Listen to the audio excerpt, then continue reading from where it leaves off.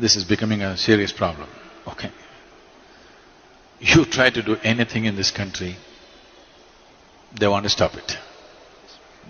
You want to build a dam, there's a protest. You want a nuclear project, there's a protest. Thermal project, protest. Windmill, protest. But everybody wants everything. In their homes, they want all the gadgets, they want 24 hours power, they want everything going.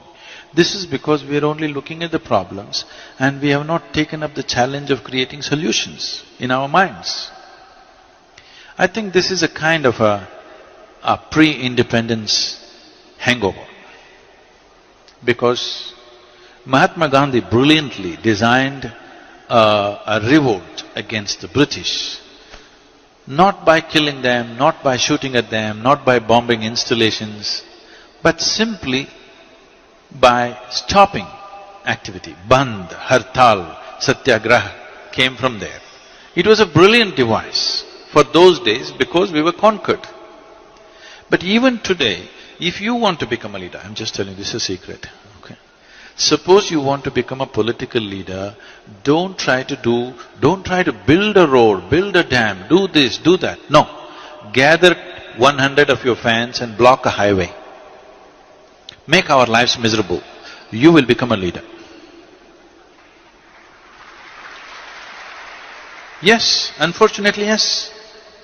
You stop the train, you stop the road, you cut the water, cut the electricity, you will become a leader. If you make something happen, you will get ignored, of course.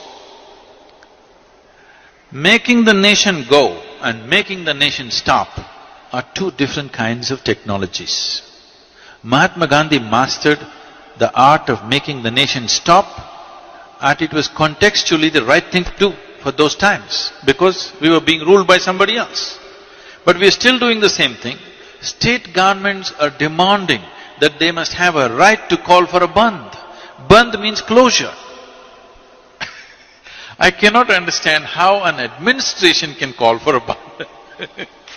But they're actually saying it's their right to call for a bandh. Close down something and you'll rise in your prominence. This must change.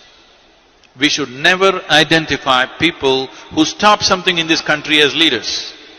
This must be done by all the citizens.